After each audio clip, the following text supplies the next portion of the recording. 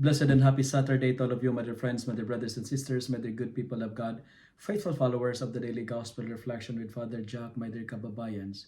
Today is September 23rd, 2023, and today is Saturday within the third week of Advent, Year B.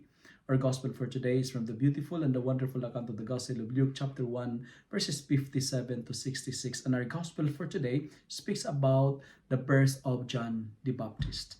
John, the meaning of the name John means God is gracious. Indeed, He is gracious because amidst of the impossibilities of Zechariah and Elizabeth to have a son, God's plan was victorious.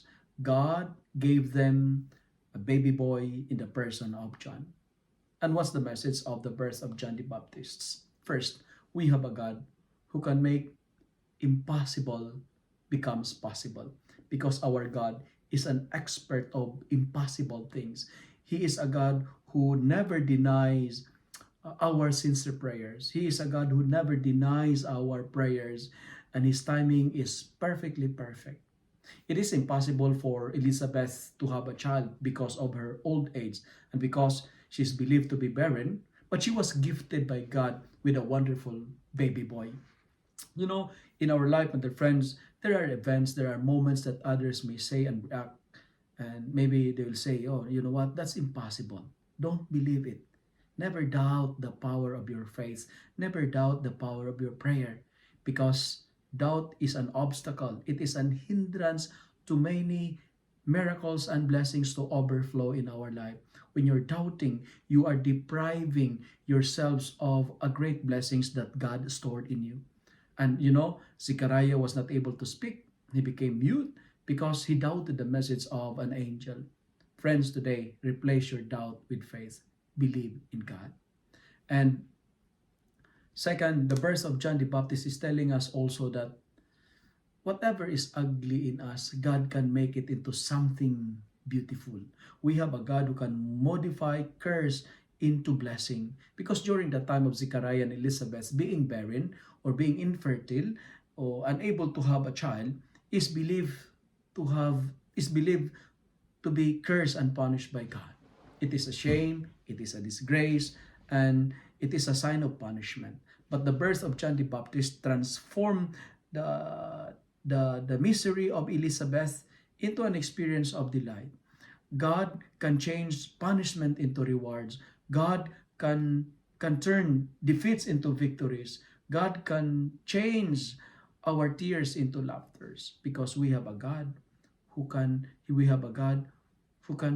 change whatever is ugly in us into something beautiful, because we have a God who has the ability to change ugliness into beauty. Believe in the power of God. And my dear friends, my dear brothers and sisters, as what I've told you, the timing of God is very perfect. That's why I love the song, God will make all things beautiful in His time. And finally, the birth of John the Baptist is telling us also of this beautiful message. Elizabeth got pregnant at the later age of her life. And it tells us that blessings may be delayed but not denied. Detours, denials, it does not mean detours and delays does not mean denials. It may be delayed but not denied. And you know what, my dear friends, my dear brothers and sisters,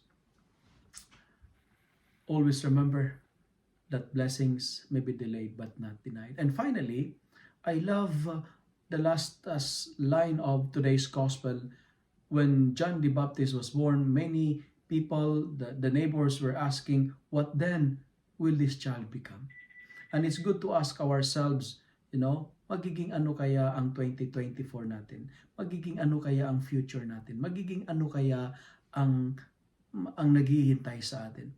But don't worry, because the last line of today's gospel says, the hands of the Lord is with him. But the friends, do not worry about our future. Do not worry what will happen next, because the hands of God is with us.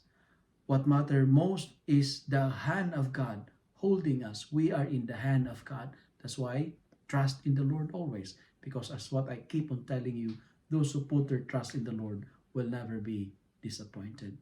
If you love and like this reflection, kindly share it with your friends so that many will be blessed. Amen.